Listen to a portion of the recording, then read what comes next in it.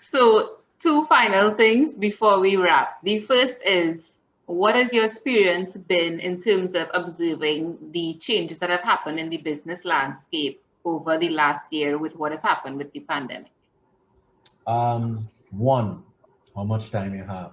One, a lot of people were not used to working from home. This is a worldwide phenomenon that offices now said, nah, stay home. I'm not talking about people losing a job as yet. Just offices have said, I could operate, but here what? Let's rotate the staff. Let's move to a smaller office. We had 50 people. Let's get rid of 10. And then let's have the other 40, 20 work today, 20 work tomorrow. So people had to work from home. That's the first thing. I laughed because we work from home. So I was telling everybody, welcome to my world, right? And you have seen my desk. You've said it's two 40-inch curved monitors I have.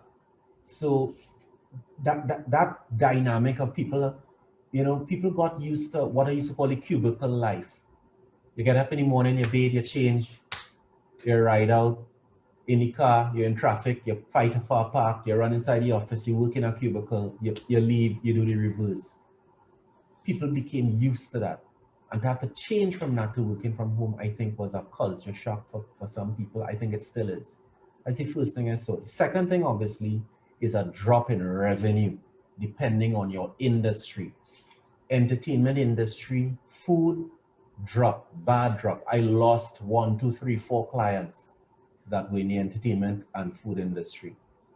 Um, Third thing I saw that people will not really want to admit, I saw an increase in revenue for some industries, some of my clients. So where before you would go out and have a dinner, now you're ordering in food. So I'm not gonna call the company's name, but there's a company countrywide that delivers meals, and their revenue shot through the roof and has remained high. So some businesses actually did well. They are not gonna tell you that they did well. Oh, we love the pandemic. We love the pandemic. They're not gonna tell you that, but there are some businesses that did well. Fourth thing, businesses and people also that didn't have savings, that weren't prepared for any kind of shock. If tomorrow the aliens land, there's a volcano, stop it. It could happen, right? Those monoliths, you never know what they are, right? There's a volcano, there's a natural disaster, we have an earthquake. In all seriousness, if we have a bad hurricane here, there are a lot of people who aren't prepared to sit down for a month without an income. And that, for me, I guess I was a little bit naive. I guess I didn't realize that there are a lot of people like that. And that, for me, I think is the hardest thing in this pandemic, to see that people didn't have any savings, they weren't prepared for any kind of drama, right? And so you lost your job, but you didn't have any savings to tide you over for a 2 months or 3 months to still pay rent. Last time I was on, I was talking about the difference between a work and a career. So a lot of people that had a work, they weren't enjoying it. They're just doing it for the money. They lost their work, but they had a hobby, they have a skill. They didn't listen to us the last time and develop it. So you have your work, that's your day job. Every night, every afternoon, and every weekend, you're pushing that other thing, your job, your something that you love. And people who did those two things, they were okay. Because even if you lost your work or you had a reduction in your income from your work, you still had this to hold on to. And I think for me that was the biggest shock for me. I did not know that so many people didn't have a little extra in the kitty. The in terms of what you mentioned about, if, for example, persons got laid off and they didn't have any buffer income, I would call it. Where does insurance come into play in terms of that? In who? No, Insure who? I'd cut you no, off. Insurance for what? no, Yes. Yes, there is a type of insurance for businesses that extended a little bit to individuals. That if an individual known as the key management personnel, the key guy at a business, if that person fell ill, the business would lose money. So some people have that kind of insurance that if something happens to this person, the insurance will pay. It's rare. People already take that, right? Then you're talking about, and so that's the example of a business having that kind of insurance. So now let's come up. What human being paying for insurance? If I lose my work, I'll get paid. I did it have that kind of it probably does. Insurance will sell you anything, right? But I don't know. No. And what trends do you see? What trends do you see emerging going forward in terms of business, at least locally, in terms of which businesses seem as though they'll fare well? I would just guess from a common sense perspective, the supermarket, travel, people need to go to places. But what trends do you see emerging in terms of how over the next few years businesses are going to move forward? Well, I will shock you. When when we become more used to this new normal, wearing masks, social distancing, um, taking the vaccine, seeing about your immune system, being more healthy, driving past a KFC driving now and then, not driving in, driving past, buying a vegetable, buying a vegetable. I went to the market and a vegetable looked at me. I said, "Who are you?" It said, "I don't know you either." I didn't know it I had that remember aisle. I didn't know that aisle existed in the supermarket. I was lost. I raised my that. hand and said, "Security, I'm lost." When did this occur? When did this occur? True Value. I went, there No, was when? When did this occur? a first lockdown, end of March. I went to the supermarket and I looked at a vegetable and I thought it moved. As you walk by, I thought the two letters moved.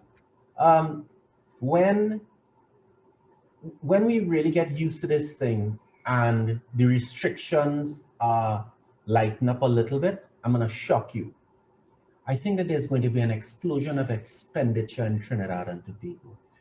Yes, a lot of people have lost their jobs, but we have 60, 70, 80% of an economy running, whereas other countries have 80, 90, and then zero. 80, 90, and then zero. We have been very lucky. Things still running. If you look outside, cars driving, people going to work, things are happening still. Yes, certain industries are dying. They struggle in entertainment, for example. But a lot of people have been earning a salary, even if it's smaller, and where they would have normally spent that salary, they have not been spending it over a period of months, almost a year now, if you count March. And the minute the gates open, bam, you're going to see people run out to spend. Drive down on the avenue. And other than one or two places being closed, what do you see? Drive through St. James. The same bars in St. James still open, the people drinking outside. I believe that a lot of people, where they would normally have had an avenue to spend their money, they did not have that avenue. That money is sitting in their bank accounts. And when things open, there is going to be an explosion of expenditure in Trinidad and Tobago. I may be wrong. I hope I'm right. Travel, for example. There are a lot of people who save their money during the year and then they travel. I am one. I have not gone anywhere. I am bouncing off the wall.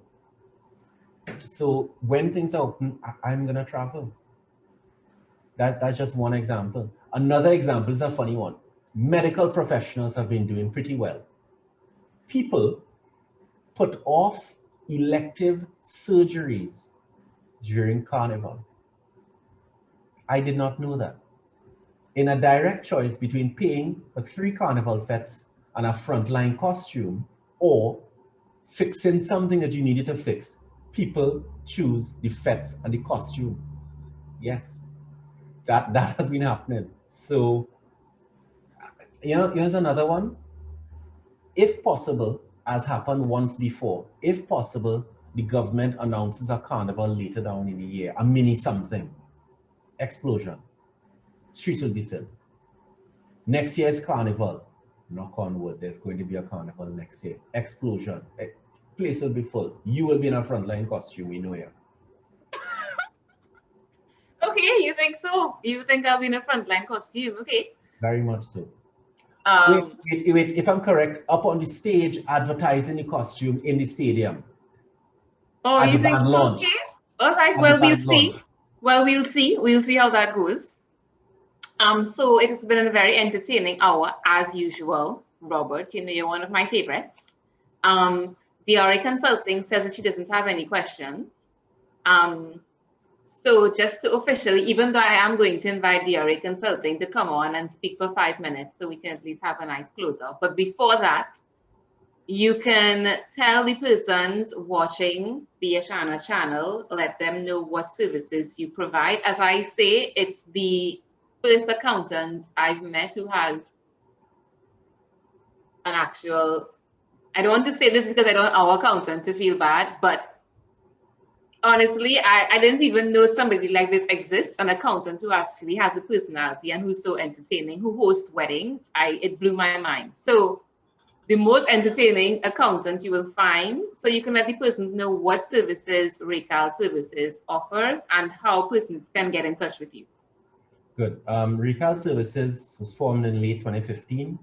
So we've had 5 good years. This is really our hard 6th year. We provide accounting, internal audit, reviews, financial advice, corporate secretarial services. We do financial statements. I absolutely love tax. So I'm right now helping a lot of companies to look at their tax burden and see how they could legally reduce their tax burden. We provide a wide range of professional services. And we just recently added on another member of staff. We're different from other accountants, as you said. We're enjoying what we're doing. I absolutely love accounting with a passion. Um, I love a debit. I never saw a debit and credit I didn't like. I love accounting. But more importantly, I love helping people. So yes, I'm providing accounting services, but I really think my services help. I happen to be helping you with your accounting, but only one of my clients has a financial consultant. I'm doing accounting and I'm giving you help because I want your revenue to increase. I want you to be successful because I'm going to increase my fee.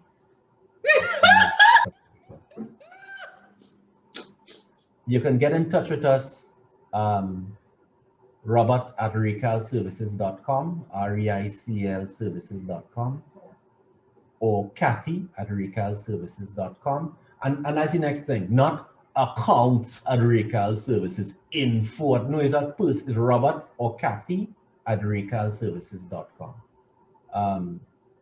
And we're looking forward to serving a lot more people and trying to help a lot more people because this COVID thing, this pandemic has been horrible and people need help and guidance.